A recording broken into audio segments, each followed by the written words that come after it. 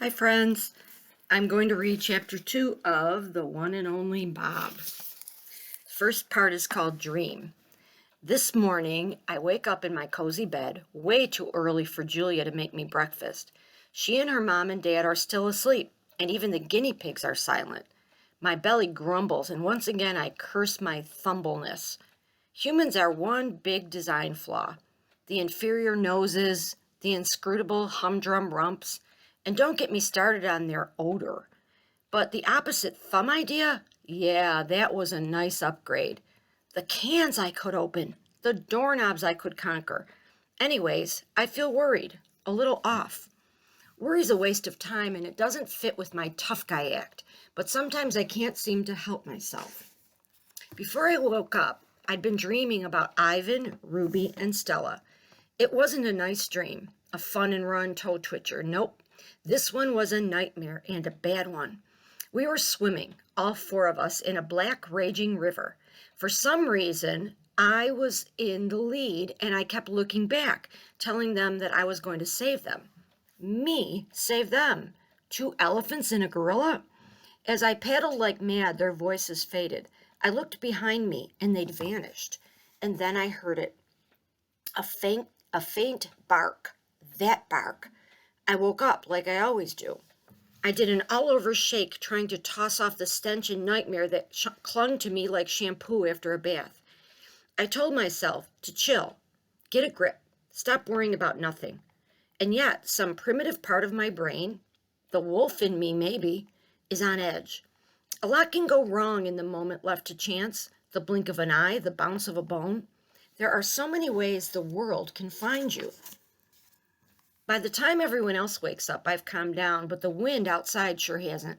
It's an early fall Saturday, gusty, with scraps of sun.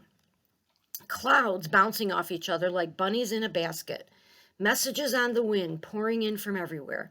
From dogs making their daily rounds, from feral cats, from anxious raccoons. Basically, everyone is asking the same thing. What is the deal with the weather today? I already know. Weather Channel was on late last night with a screen full of big white cotton candy looking swirls. Julia's dad, George, has already taped up several windows. Sarah, her mom, packed an emergency bag just in case we have to evacuate. Evacuate means to pack up and leave your house because a tornado or something is coming. Another hurricane is on its way. Third this season. Not as big as the last couple, but slow moving. I've seen the routine. I know the ropes. Once breakfast is done, I sit on the couch in the living room, waiting impatiently for Julia to come home so she can take me out on our daily stroll. She has a dog walking service, and she's out walking other dogs. I get my own private walk because she's my own private girl. I can practically taste the storm coming through the open window. The back of my throat tingles, the metallic edge, the fizzy energy. But it's more than that. It's as if the air is up to no good, sneaking up on the world and looking for trouble.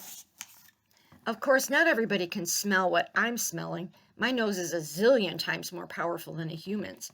Dogs are experts on odor, students of stink. We analyze the air the way humans read poetry, searching for invisible truths.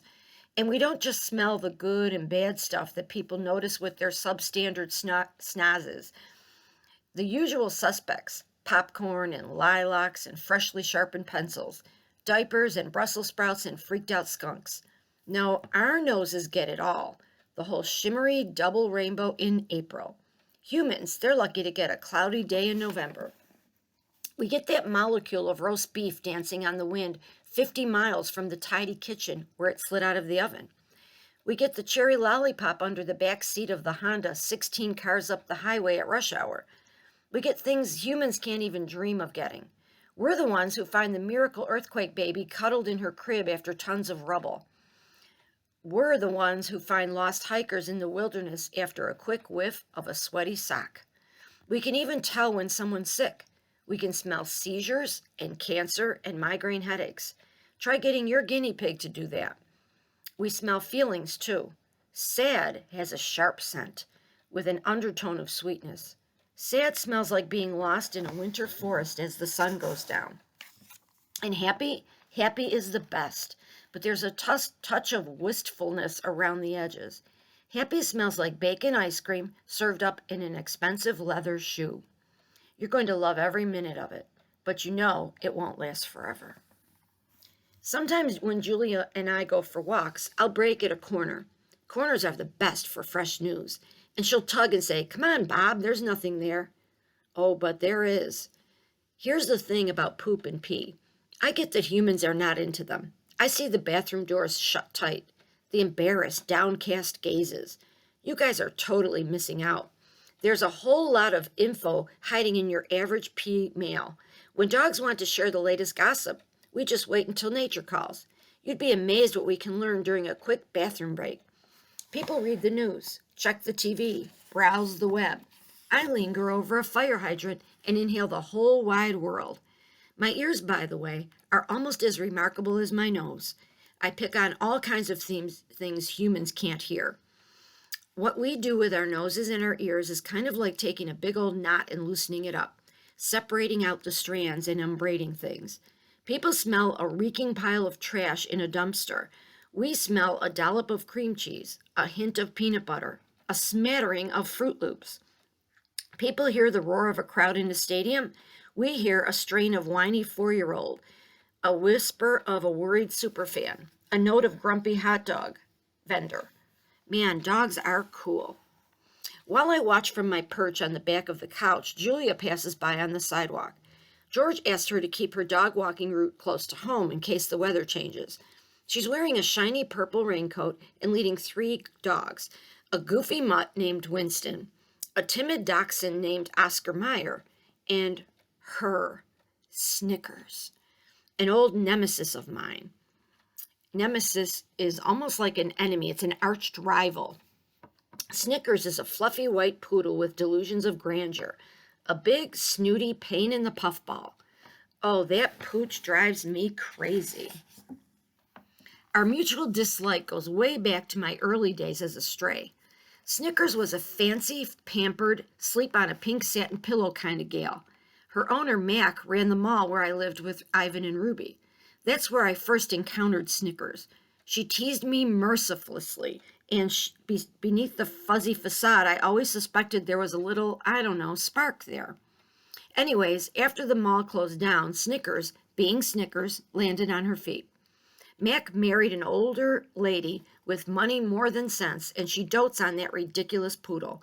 Mac's too lazy to walk Snickers himself, so he hired Julia to do it. "Looking good, Snick baby," I call through an open window, and she gives me her curled lip, her squinty-eyed face, which, come to think of it, is pretty much how she always looks. As usual, Snickers is dressed to the max. She's wearing a pink poncho, a sparkly rain hat, and teensy little pink boots. Those boots were made for mocking, I add for good measure. It feels good giving her some grief, but before I can really relish the moment, another annoying acquaintance of mine appears. I want you to remember back to the Ivan book and think, is there anybody left that he knew, that Bob knew back then? If not, do you think it's a new acquaintance that he met on his walk? Who could it be? Think about it. And I'll see you next time.